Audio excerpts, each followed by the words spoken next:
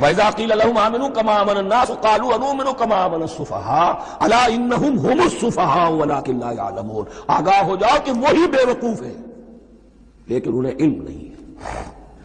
وہ صادق الایمان جو ایمان کی ہر تقاضے کو پورا کرنے کے لیے ہر وقت حاضر ہے، ان سے بڑا عقل مند کوئی نہیں، ان سے بڑا سمجھدار کوئی نہیں۔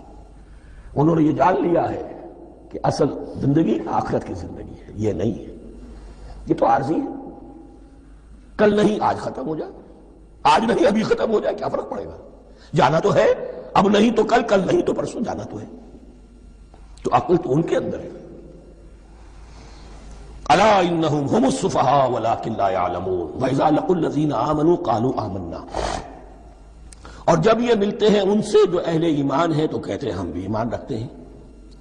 اب یہ ان دونوں پر آئے گا۔ عام جو یہودی تھے وہ بھی کہتے تھے کہ ہم بھی تو آخر اللہ کو مانتے ہیں، آخرت کو مانتے ہیں، اور منافق تو تھے ہی جو رسول کو بھی مانتے تھے۔ وَإِذَا خَلَوْا إِلَىٰ شَيَاطِینِهِمْ، اور جب یہ اپنے شیطانوں کے پاس خلوت میں ہوتے ہیں، اور یہاں شیاطین سے مراد ہیں اہل کتاب یہود کے علماء، ان کے سردار، یا عبداللہ ابن ابی جو منافقین مدینہ کا سردار تھا۔ اگر وہ کبھی ملامت کرتا ہے دیکھو تم تو معلوم ہوتا بالکل مسلمانوں میں شامل ہی ہو گئے پوری طرح سے، تمہیں کیا ہو گیا، تم ہر بات مان رہے ہو۔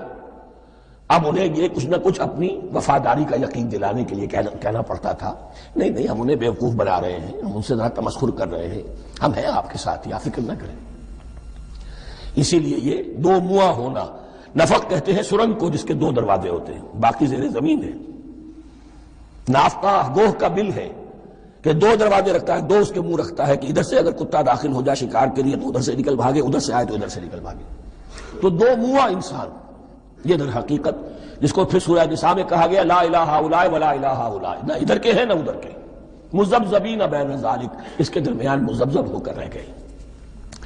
یہ شیطان کا لفظ یہاں سمجھ لیجئے کہ اس کے دو رائے ہیں کہ یہ شطنہ سے بنا ہے یا شات سے بنا ہے، شین الف توئے یا شین طا نون۔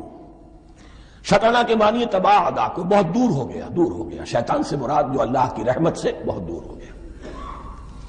اور شاطا یشیتو کے معنی ہے احترق غضبا وحسدا، کوئی شخص غصے اور حسد کے اندر جل رہا ہو، وہ شاطا یشیتو ہے۔